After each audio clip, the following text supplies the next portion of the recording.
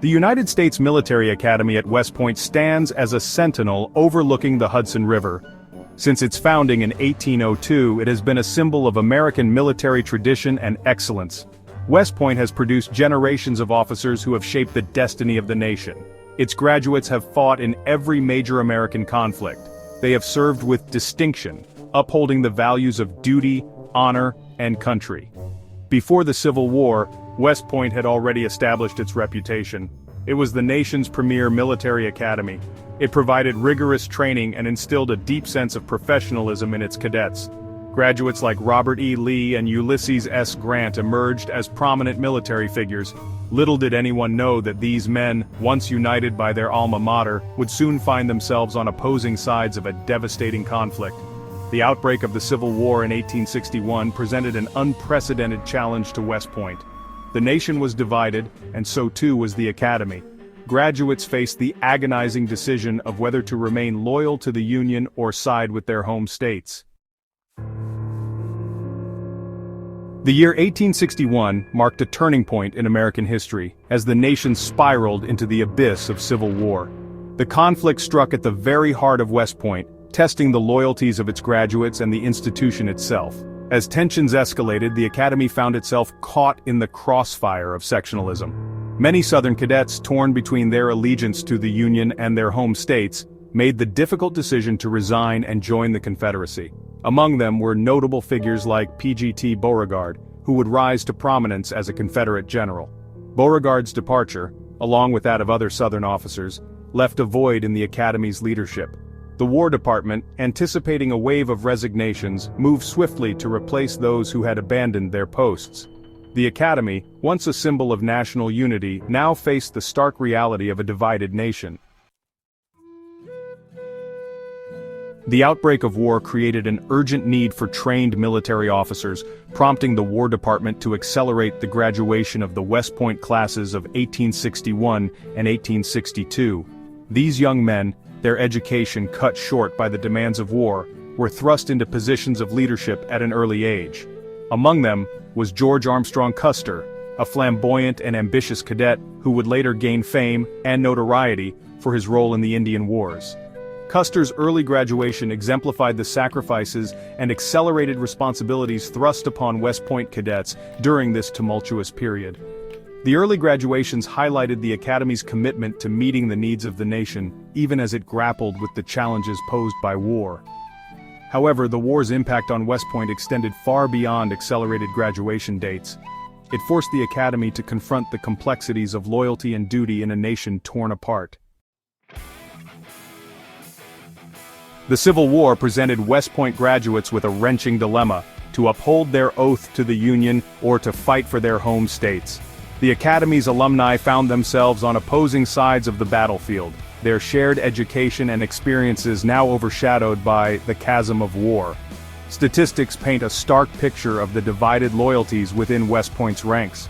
Of the 977 living graduates from the classes of 1833 to 1861, 259, 26%, chose to join the Confederacy, while 638, 65%, remained loyal to the Union. These numbers, however, fail to capture the personal struggles and agonizing decisions faced by individual graduates. Some, like Robert E. Lee, felt a stronger tie to their home state of Virginia than to the Union.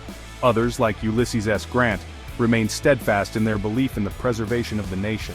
The Civil War tested the very soul of West Point, forcing its graduates to confront their deepest loyalties and to make choices that would shape their destinies and the fate of the nation. The Shadow of War, Congressional Scrutiny, and West Point's Fate. As the Civil War raged on, West Point faced scrutiny from Congress. Some members questioned the Academy's value, given that it had produced officers now fighting for the Confederacy. The debate over West Point's future reached a fever pitch in 1863, when Congress considered a proposal to close the Academy. Proponents of closure argued that West Point was no longer serving the national interest, and that its resources would be better directed toward the war effort. However, supporters of West Point rallied to its defense. They pointed to the Academy's long history of producing skilled officers and argued that its continued operation was essential to securing victory for the Union. Ultimately, the arguments in favor of keeping West Point open prevailed. Congress recognized the Academy's vital role in training future military leaders and voted to keep its doors open. The price of war, casualties and sacrifices. The Civil War took a heavy toll on West Point, both in terms of its graduates and its academic life. Many instructors left their posts to join the Union Army, depleting the Academy's faculty and disrupting the education of cadets. The war's impact was felt most acutely in the high casualty rates among West Point graduates. Of the graduates who served in the war, 95 were killed, and 141 were wounded. The class of 1854 suffered the highest casualty rate, with nearly half of its graduates killed or wounded. The class of 1846, while not experiencing the highest casualty rate, included a significant number of prominent figures who lost their lives: Stonewall Jackson, A.P. Hill, Cadmus Wilcox, George Stoneman, and George Pickett, all of whom played pivotal roles in the war's major battles. The sacrifices made by these graduates and countless others underscored the Academy's profound connection to the conflict that divided the nation. Shaping military strategy: West Point's enduring influence. Despite the challenges and sacrifices of the Civil War, West Point emerged from the conflict with its reputation enhanced. The war served as a proving ground for the Academy's graduates, who demonstrated their tactical acumen and strategic brilliance on battlefields across the nation. Graduates like Ulysses S. Grant and William T. Sherman, both Union commanders, played pivotal roles in securing Union victory.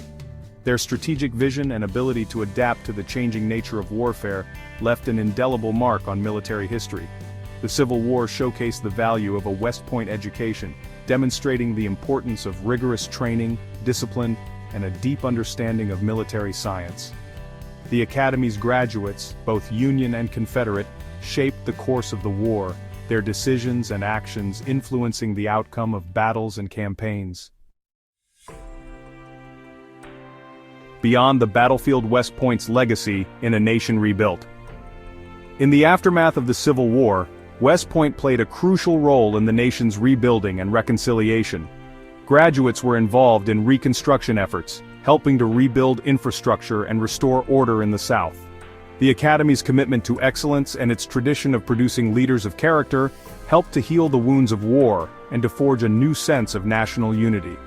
West Point's legacy extended beyond the battlefield. Graduates went on to serve in various capacities in government, business, and academia, contributing to the nation's growth and progress. The Academy's emphasis on duty, honor, and service continued to inspire generations of Americans, shaping the nation's character and its commitment to leadership in a changing world. West Point's enduring legacy. The Civil War tested the United States Military Academy at West Point in profound ways.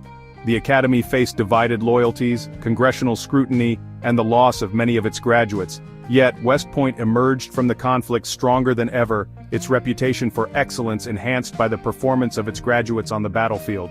The Civil War solidified West Point's place as a national treasure, a symbol of American military tradition, sacrifice, and the enduring power of unity and reconciliation.